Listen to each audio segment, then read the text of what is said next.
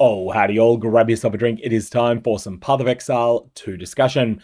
Welcome to the third week and another major patch. Grinding Gear Games today dropped patch 0.5.3. There were some very serious implementation problems with this patch. More on that in a second, but the main things that have come out of this patch have been a series of sweeping buffs to endgame rewards. Now, this has not been buffing the top strategies, so Ritual is not getting buffed here. In fact, you could argue Ritual's got a tiny nerf out of this. That's just that one of the encounters is getting additional trash monsters that I don't believe provide any loot, or if they do provide any, it's very meaningless. However, that is something that is a very negligible change.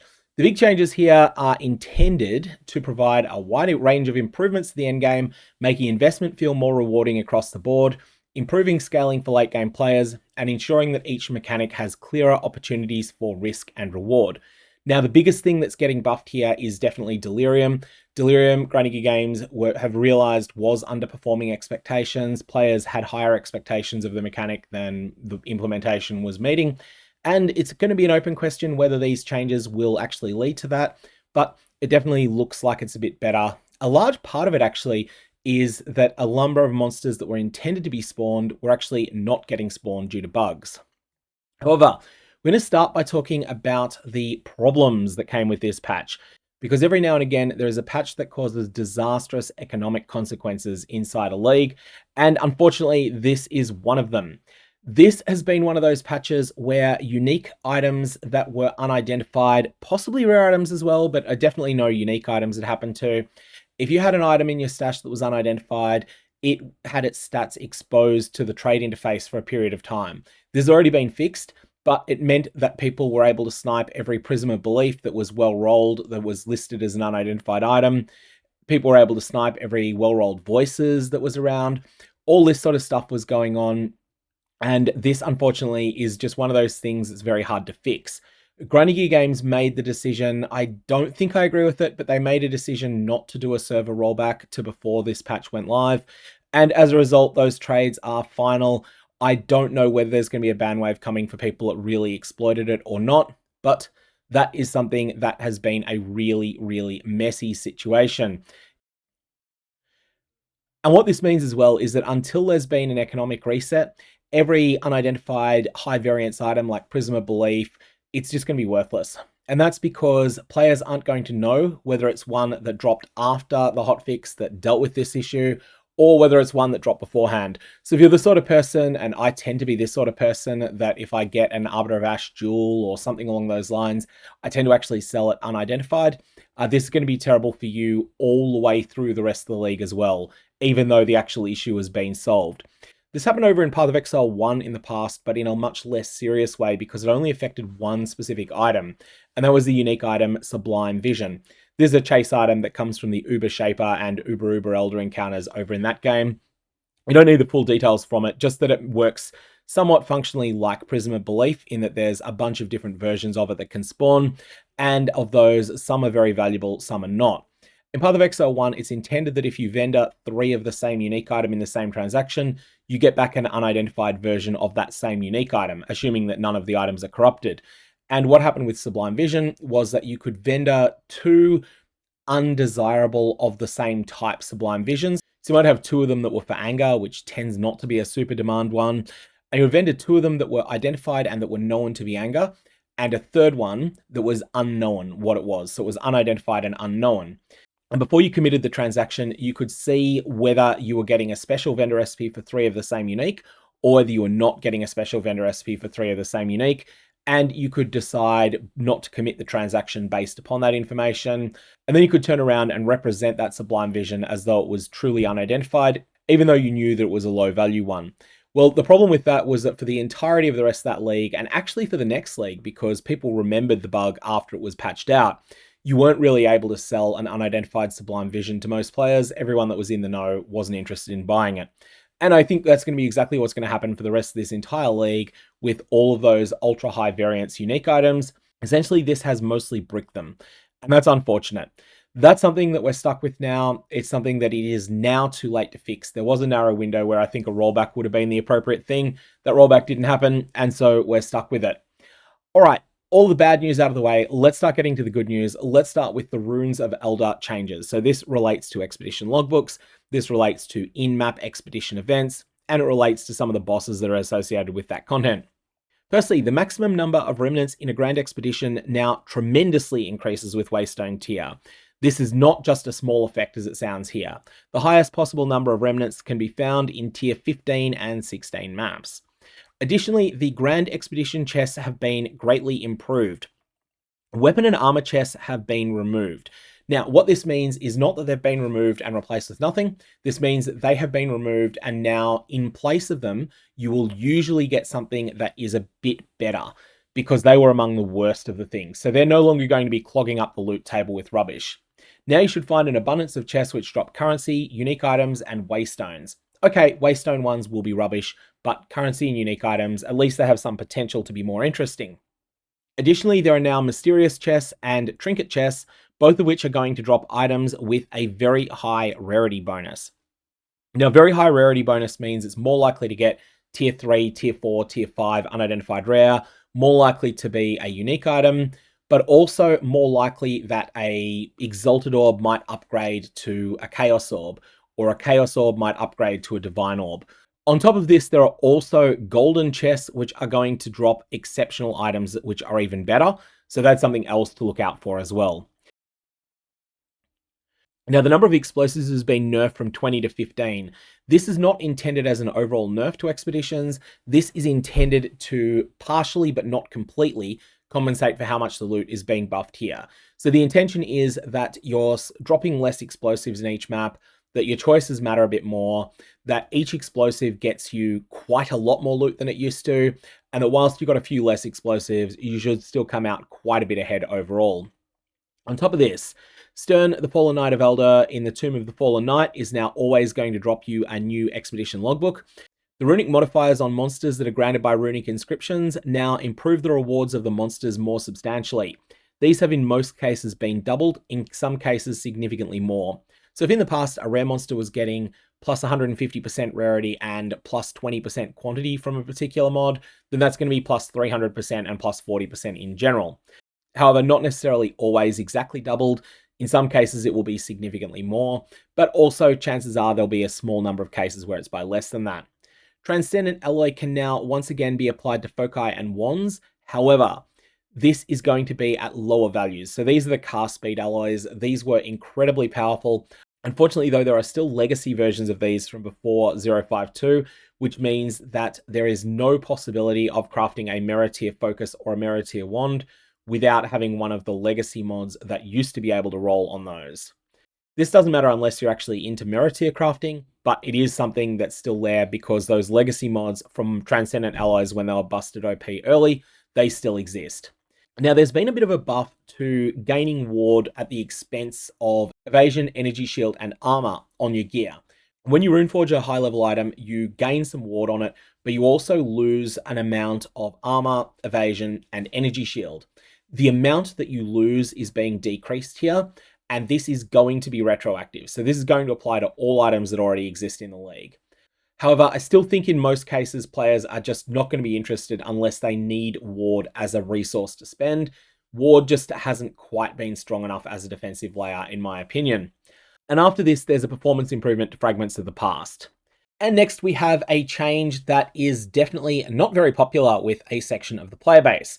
That is the section of the player base that tend to overjuice their maps a little bit and end up being really risky. But there is a very good reason for this change. So, there is a saying that goes around in gaming that given enough time, players will optimize the fun out of any game entirely. And this is an attempt by Grinding Gear Games to remove your agency to optimize all of the fun out of the game. What's happening here? Grinding Gear Games are nerfing the experience that you gain from maps that you repeat. So previously attempted maps now have 50% reduced experience earned, and this is in addition to the already penalized item rewards and in addition to the already removed additional league content that would have been present there. Most of the time, repeating maps is a chore, and this is going to make it a slightly worse chore when you do need to do it. However, there are a couple of strategies, and if you were using one of these, you know who you are, that were incredibly broken and that were allowing people to do really ridiculous stuff. This completely breaks those strategies, and that's the intention here. This is Grinding Games going out of their way to say, right, we have found a way that players are optimizing all the fun out of the game, and we're going to crush it. That's what this change is about, but it is going to be one that annoys people. A quick side note, if you are finding that you are failing maps more than like once in 100 times, that means that you need to then go and adjust exactly how juiced you're running your maps. Maybe drop one explicit modifier, drop one tablet, or consider changing your Atlas Master around so you get +1 revive. Any of these options is viable, but you should definitely take up one of them. Also mentioned earlier that there's a very small change to the ritual here. Followers of the King of the Mist have taken up residence within the maze in the Crux of Nothingness and aim to kill you as you try to escape the maze. I've not personally run this fight since this change was made, so I'm not sure if these drop loot, but I would assume they do not. After this, we have the Delirium Changes. These are substantial, and these are mostly buffs with a couple of things that are bug fixes that result in both more difficulty and more reward.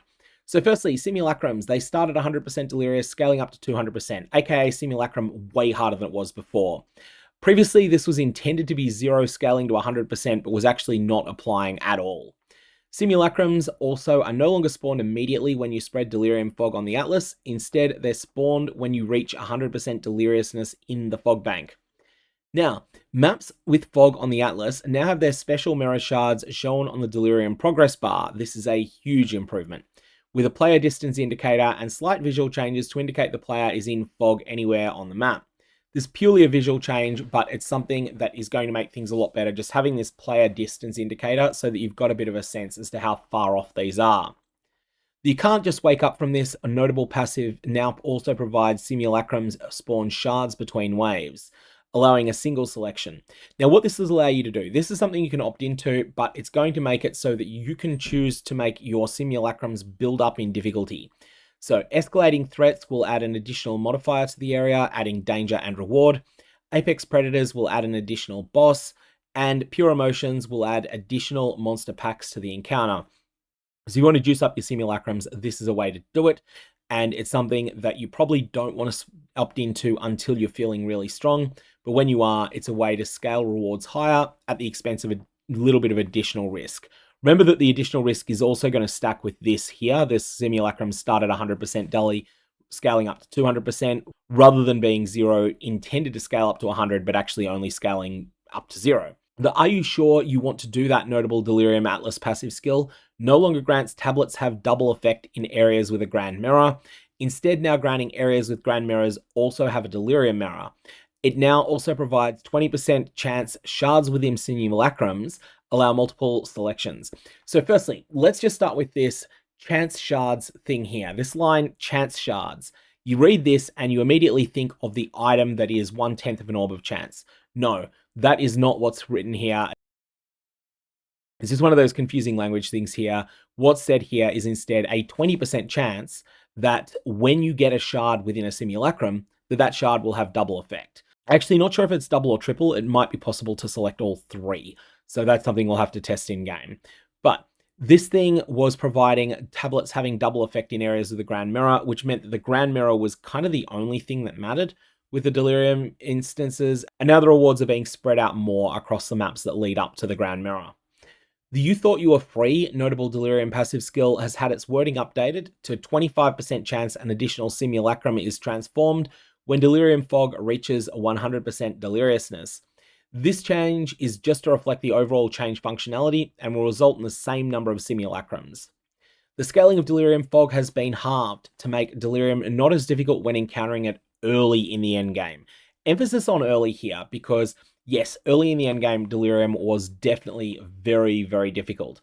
However, Delirium tablets now scale the effective Delirium Fog when using multiple tablets, including maps with Grand Mirrors or those within Fog Banks. When using 3 Delirium tablets, the scaling will be back up to its previous value. So if you're feeling super strong, yeah, definitely throw 3 Delirium tablets at your map, but if you're not feeling up to that, you don't have to, you can go for something less.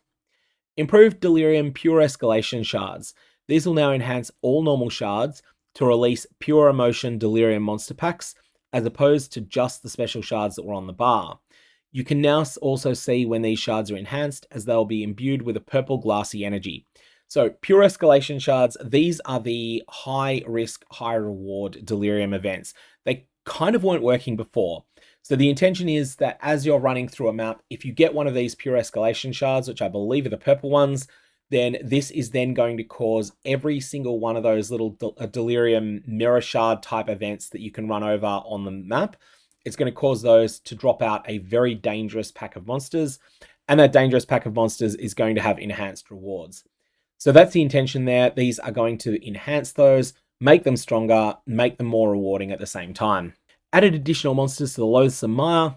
Summoning circle encounters now pause Delirium Fog. You're no longer going to brick your Delirium encounter if you decide to do a summoning circle encounter. That said, summoning circles have been one of the more lackluster of the types of content that you can add to maps at the moment. When you do engage with this though, it will pause the Delirium Fogs moving through the map when you start the encounter, and it will be paused again when you defeat the boss that is spawned by the summoning circle. Further reduce the toughness scaling on specifically normal and magic monsters in Delirium so that it is identical to rares. This has been something ever since Delirium was introduced in Path of Exile 1. It provided a tremendous amount more defense to regular monsters than it did to rare monsters. And this ended up meaning that it was quite difficult for players to work out exactly what was going on there.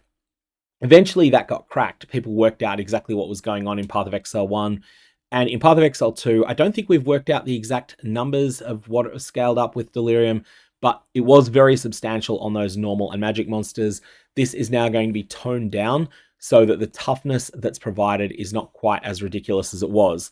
So this means that both you will be able to do more damage to these monsters, and at least earlier in progression, when you might not be doing such massive hits as you might do later in progression, it's also going to make Leech more effective as a defense in there as well. Fixed a bug that was preventing normal shards from spawning at all once you were more than 150% delirious.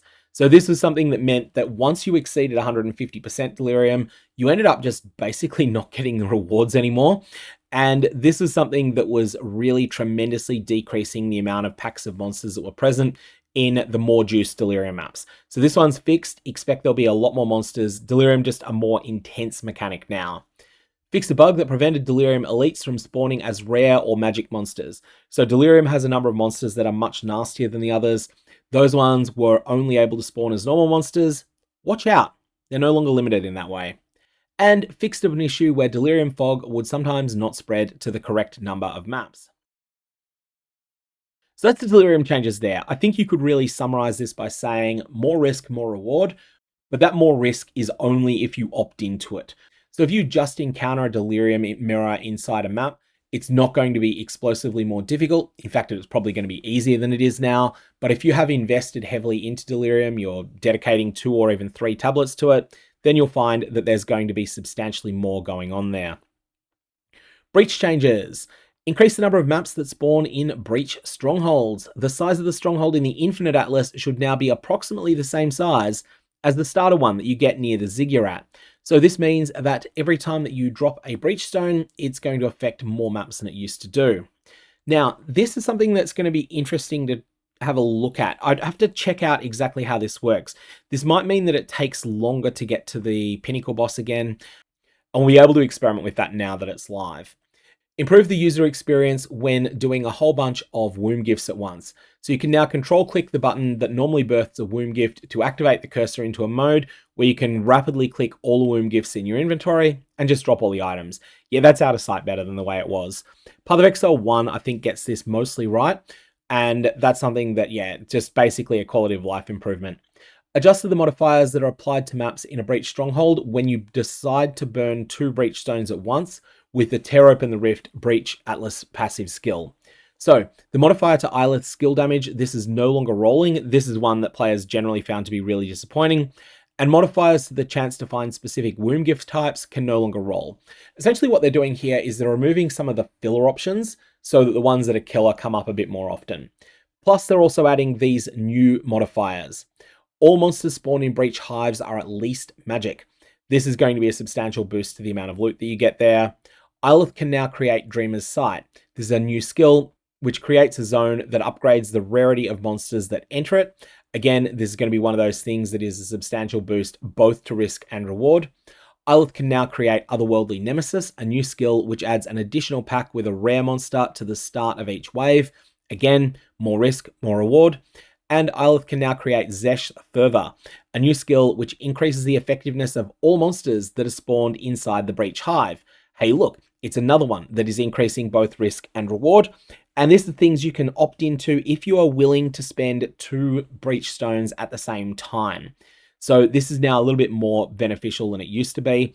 And of course, if you have spec'd into Tear Open the Rift and you don't want to use it anymore, you can also turn it off. You're not going to be able to unspec the points to spend them somewhere else, but you can turn that effect off if it's no longer beneficial to have. Additionally, the Ylith skill, which previously spawned a small amount of magic monsters, now adds 2 packs of magic monsters to the start of each wave. Again, more risk, more reward. After this, we have a whole section on Abyss changes. Now, Abyss is getting relatively small changes, but they are meaningful. Right, so the first change that's made to Abyss is probably one of the most impactful ones. And you can see the prices I'm showing on screen now for Ancient Jawbones, Ancient Ribs, and Ancient Collarbones. You can see they've approximately halved since this patch was announced. Conquering the Vessel of Kulabak now has a chance to drop these premium Abyss currencies. So the intention here is that there is more of an incentive to run the Vessel of Kulabak, and as a result, there's also more of a source of all of these ancient abyssal bones as well. Very, very significant change that's taken place here. And whilst a lot of the other things matter as well, this one is probably the single biggest thing in the entire Abyss section of this patch. Tazgul, the Swallower of Light, will now always drop desecrated currency, as will Vandroth, the Black-Blooded Enslaver. The final large abyssal trove in Abyssal Depths will now always contain desecrated currency. Improve the visuals of Abyss strongboxes. Now, the Close to the Surface mod is getting changed substantially as well. Abyss tablets will now have the ability to gain additional modifiers. The first one of these, 25% increased chance for monsters to have abyssal modifiers, and 25% chance that Abyss tablets will also grant Abyssal Depths an increased chance for monsters to have Lichborn modifiers. So what this means is that 1 in 4 of the Abyssal Depths that you find will end up being full of monsters that have got Lichborn modifiers in them. And Abyss tablets now grant Abyssal Depths 4% increased pack size. Now, the way that I'm reading this, and this one I could be wrong on, but the way that I'm reading this is that if you've got 3 Abyss tablets, you're going to triple down on this. So that's something to definitely check out. Now, the Grip of Kulamak Unique Ring, this is getting massive, massive changes. Grinding Gear Games want this to be a chase item, and they're not happy with its current state. So there are 13 new Abyssal Wasting modifiers that are being added to this. Now, next there's a series of Desecration-only modifiers. Now, this first one is of Amanamu, and this is a buff to the existing Staff modifier. So 12 to 16% chance to block is now 20 to 25% chance to block. So that's getting a substantial buff there. Just a mod that pretty much no one was using. Maybe it's good enough now, but even if it's not, it's better than it was before. There is a new modifier that is thematically tied to Kurgle, and this is a Staff suffix. And this is going to grant 3 to 4 maximum stacks of Puppet Master. And then there is an Amanamu's Staff prefix modifier that is going to grant 40 to 50% of damage added as extra chaos. After this, there is the His Grave command skill, which is granted by the Unborn Lich unique staff. This is no longer going to have a spirit cost, so that is a very substantial improvement there. Quality on this is now going to grant minion life, whereas previously it was reducing that spirit cost. So this thing is being buffed out of sight here. Be interesting to experiment with whether that's enough to make it useful or not. Many of the Grip of Kulamak Desecrated modifiers have been combined into a single modifier, increased numerically, or have been disabled. Existing items can be updated using a Divine Orb to receive the new values. However, new modifiers will only generate on new versions of the item. And then finally, fixed a bug where Abyssal Depths areas sometimes did not contain a rare monster with an Abyss modifier at the end of the area. There's always meant to be those. This was a rare bug. This was not something that came up very often, but it is now being fixed. Now, next up, we have a couple of little changes to the temple. The big changes to the temple took place last week, and those were nerfs to some of the new formed snake strategies. One of the things that Grinding Gear Games wanted to do, though, is make it so that you have to run the temple to get certain rewards that are tied to the temple. And this first change is possibly going to feel like a nerf. It's definitely going to feel like a nerf to running maps and ignoring the temple. but the offerings to the Queen Notable Temple Atlas passive skill is no longer going to provide 50% chance that rare Val Beacon chests contain an additional random temple currency item, nor is it going to have a 25% chance for Val Beacon unique monsters to drop an additional random temple currency. Instead, it is now going to provide a rare or unique monster in the area is corrupted when Val Beacons are activated. Now, this changes to ensure the temple is the primary source of the temple currency, while providing a new mechanism for players to interact with monsters that are just inside the map. So for in-map temple encounters, this is where you've got one of those Val Beacons. This is intended as a nerf to those, but it will have a flow-on effect of making the currency that is exclusive to the temple more valuable, which then means that there's more of a reason to run the temple itself. Next, there has been a reduction in the frequency of Atsuri's Temple biome-restricted rooms that are enabled by the Secret of the Ancients Notable Temple Atlas passive skill. This, combined with the Royal Prerogative Notable, now always results in a net positive number of restricted room uses. So this is one of the more complex nodes to parse, but the intention here is that this is biasing things in favor of reward rooms that players tend to want. Now, build planner files can now contain a link field, which will present a button that users can click on in order to get a whole bunch of additional information about the build description, assuming that the person who created the build planner file has produced that. However, this is going to be limited to a very small set of domains that you can link to, and that is for very good reason. So for instance, if you were to circulate a build guide and then you were to put, hey, check out additional notes on this YouTube video, and then the YouTube video actually links to the Rickroll, then, well, Grinding Games have thought of that. And certainly things that are more malicious than a Rickroll won't get through. Maybe a Rickroll will, I guess we'll find out, but anything that's actually malicious won't be allowed because Grinding Games are only going to whitelist domains that they trust. And next we have one of the biggest currency exchange quality of life improvements yet. Now, I always want to say with things that make flipping have more quality of life, this actually isn't necessarily a good thing. There's going to be one of those things that's going to save you 20 seconds over the league if you're the sort of person that just uses the currency exchange occasionally. But if you're the sort of person that flips a lot, this is going to make you a lot of currency because it's going to be a force multiplier that magnifies your time. When you click on I want or I have with mouse and keyboard, then the search box will now have the immediate focus and it's a lot faster to type in what you're looking for. Say big quality of life improvement here, but it is one that is going to overwhelmingly benefit flippers. And every time flipping gets a quality of life upgrade, it's something that doesn't necessarily end up improving the game overall. Anyways, I personally will enjoy this. I personally will benefit from this, but I do think it's something that is going to end up having some negative sides that people aren't thinking about yet. Just by making flipping more efficient, you end up meaning that more of the currency that accumulates in the game ends up being hoovered up by those flippers. And as a result, they're more in a position to outbid you on things that you're competing with them to purchase for yourself. The Staunch Deflection Notable passive skill now additionally grants deflection rating equal to 8% of evasion rating. This is a really good stat wherever you get it from, so this is definitely a substantial boost. Right, so next up we have a change that puts a smile on my face. But the reason it puts a smile on my face isn't so much that it's a big change, it's a small and welcome change, but mostly because of some of the memes that it calls back to. Rogue Exiles will no longer drop corrupted items. Now this is generally a buff. When an item drops pre-corrupted, in Path of Exile 1, it's sometimes possible for that item to be genuinely desirable. It's uncommon, but it definitely can happen. In Path of Exile 2, though, there's a lot of things that you would need to do in order to make an item into something that's useful and therefore worth considering corrupting. For example, the first thing you're going to do is apply quality to the item, whether that be catalysts, whether that be through armorer's scraps, or whether it be blacksmith's whetstones or arcanist etchers. You're definitely going to be applying quality to anything that you would consider applying a Varlob to corrupt.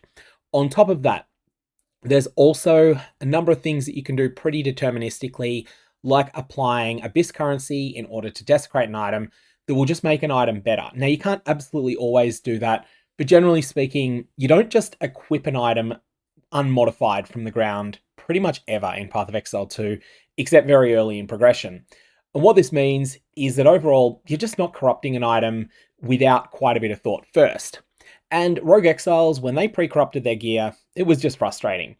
The reason that I mention memes in relation to this is that some absolute legend on the Path of Exile 2 subreddit had posted a complaint thread about this that ended up being really funny. So that complaint thread showed a genuinely quite good base that dropped. It was a gold ring that had Tier 1 magic find prefix, Tier 1 magic find suffix. It was a magic item and it was corrupted. So were it not corrupted, this would have been a crafting base that had some value, not double-digit divines or anything like that, but solidly in single-figure divines. However, it ended up being basically completely bricked. The conversation there, though, called back to a Path of Exile 1 meme. Now, a lot of Path of Exile 1 players use the term crangled instead of corrupted, and that comes back to a thread that was posted over on the Path of Exile 1 subreddit many years ago that was intended to be a bit of a satire on the amount of complexity creep that was building up in the game. And it posted an item that was just absolute and utter nonsense. So it was a page of text, of rules text, none of which made any sense at all. A lot of effort went into making a whole bunch of nonsense. And down the bottom, in the exact font that Grindy Games would normally say corrupted on an item that was corrupted, they had the word crangled. And the top response to this was, who the heck crangles a magic item? Because the item was blue and thus magic. So, of course, that immediately was thought of by people over in that Path of Exile 2 subreddit thread, where the player was complaining about rogue exiles dropping what would have been a good magic item, except it had been corrupted. All of this just goes to say that this is a welcome change, but it's one that has a bunch of funny little memes associated with it, which end up making it even more of a smile on my face than an otherwise pretty small change would have had. Now, Geonor is getting nerfed. This is going to apply to Geonor himself, but it's also going to apply probably most significantly to the Western Enigma Chamber version of Geonor. Geonor in the Western Enigma Chamber was one of the biggest single individual killers of players in Path of Exile 2 so far, and was also the reason that tier 10 maps were selling for so much more than you might expect. I know that I sold something like 50 tier 10 maps for 2 Chaos Orbs each. Now, it's not a lot of currency, but 50 Chaos Orbs is a good 6 or so divines, and this was just something that was a bit silly. And that's because players were buying them, especially ones that had very few explicit modifiers on them. They're paying premium prices for them because it was the easiest way to attempt the Western Enigma Chamber. Now, there comes a point where your character is powerful enough that you don't care about that, but by the time that you get to the Western Enigma Chamber, especially if you do it first, you're not that powerful yet, and as a result, these nerfs are going to make that encounter much easier. So this is happening with Geonor's Moonbeam skill in all versions of the boss fight, so Act 1, the Citadel version, and also the Enigma Chamber version, but also the Reverse Cleave is getting gutted as well. Again, all versions of the boss fight. So poor Geonor, he's getting some of the same treatment that Jamunra had. Jamunra in Act 2 was a very challenging boss the first time that I've fought him, but he has been nerfed quite a bit since, and Geonor is getting nerfed a bit as well. Have to see exactly how much it is. This might end up changing how powerful you need to be to finish Act 1 on a new character. When interacting with the waypoint in Act 2, hovering over the icons used to navigate the caravan now instruct you to go to the desert map area near Asala in order to do so.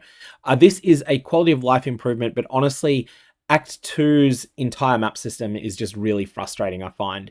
It's something that just feels like it needs a big quality of life pass, and this is just a small change to it. Improve the behavior of ground-targeted skills when used against Zalmarath the Colossus. So this is the Titan boss. This is also a boss you encounter in Act 2, but there's also an endgame version of him. And it's something that I noticed definitely this league, that anything that's ground-targeted was really, really messy against Zalmarath. It was missing a lot, or it was just unclear where exactly you needed to fire it in order to hit him. Made various improvements to the market UI when playing with a controller. That's one that I can't really talk about here because I don't play with a controller, so I don't really have that much experience there. There were a lot of complaints about some of the last changes that were made to controller UI, and I think that they might be just trying to get them exactly right for when 1.00 comes around. And next we finish off with a section that is on bug fixes. Now, with the bug fixes, I'm not going to go through every single line here, but I do encourage you to follow the link down in the description below so that you can go and have a read of the patch notes themselves, because there's going to be things that might affect you that aren't things that I think are widespread enough issues that they need to be really brought to people's attention. However, a few things do need to be brought to the attention of pretty much everyone. Firstly, the city biome tablet effect Atlas passive skills were simply not working at all. Well, that's now been fixed. Next, Fixed a bug where using Olroth's, Uhtred's, Varana's, or Medved's boons in 10-slot runic inscriptions could hide the incorrect option from future 10-slot runic inscriptions, allowing you to choose the same boon twice, which then caused the selected option failing to drop the second time. So this one's one of those things I think a lot of people haven't realized yet. There are some very, very hard to get permanent character boosts. I would see these as being aspirational goals along the lines of hitting level 100 rather than being something that is like the skill points you get during the campaign. These are very tough to get, very, very significant, but they come only from 10-slot runic inscriptions, and they come as a quest item that drops. Now, the intended behavior is that you can get each of these once, and then after that, you're forced to take something else as your choice from the 10-slot runic inscription. And there's always going to be a good choice that you can take as a fallback, because there's absolutely nothing that can come up in 10-slot runic inscriptions that isn't good. So you can take the permanent boost if you're going to continue playing this character for a long time, or alternately, you can take something that's fungible and tradable if that's what you prefer, if you're not going to invest a lot into permanently improving your current character.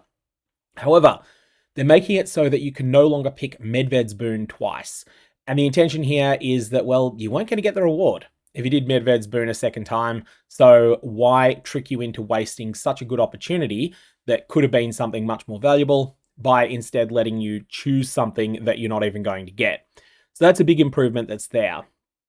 Next up, in terms of the changes that are being made in this bug fixes section, there is a very significant one that is going to feel like a mid-league nerf to some people. Chaos Attunement support. This has a non-chaos damage penalty. This was correctly applying to attack damage in the past. It was incorrectly not applying to spell damage in the past. It is being fixed so that the wording of the gem will be aligned to what it actually does. So the wording's not changing. What the wording said it did, it's still going to continue to do. But in the past, it was giving you more damage than expected if you were using it on a spell. And that spell was also dealing quite a bit of non-chaos damage. Very, very important one there. Next, sources of random shrines. These were almost always granting greed shrines. This is being fixed. And next, we have a really funny one here. This is Sorcery Ward. So Sorcery Ward is on the Witch Hunter, and this was subject to overflow errors. Now, integer overflow, for those of you that aren't IT people, computers tend to think in powers of 2, and there's a couple of very important numbers for powers of 2. One of them is 2 to the power of 16, 65,536, and another one is 2 to the power of 32, which is approximately 4.3 billion. Quite often, the way that a number is set up is that it can go from 0 to 65,535, and that can be a number that's expressed by a computer using 16 digits, each of which is 0 or 1. But sometimes you want the ability for these numbers to be negative. And when that's the case, you then have a bit of an offset applied so that instead of going from 0 to 65,535, you might instead go from negative 32,767 up to positive 32,768. Or it can be offset by 1 from that if you prefer.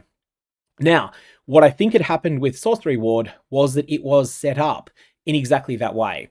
So it was set up so that the amount that it could be was not 0 to 65,535, but it was negative 32,768 to positive 32,767. Along comes someone who decides, hey, you know what? I'm going to stack 33,000 of this stat. And the game then interprets that as, oh, this player has a very, very, very, very, very severely negative amount of Sorcery Ward because of the way that this number wraps around. And anyways, it's a bug that didn't affect very many players, but it's a kind of fun little bug that comes up every now and again.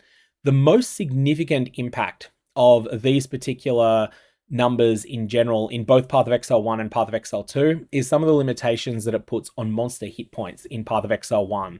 Path of Exile 2, there's not enough scaling for numbers to get as high as they do in 1.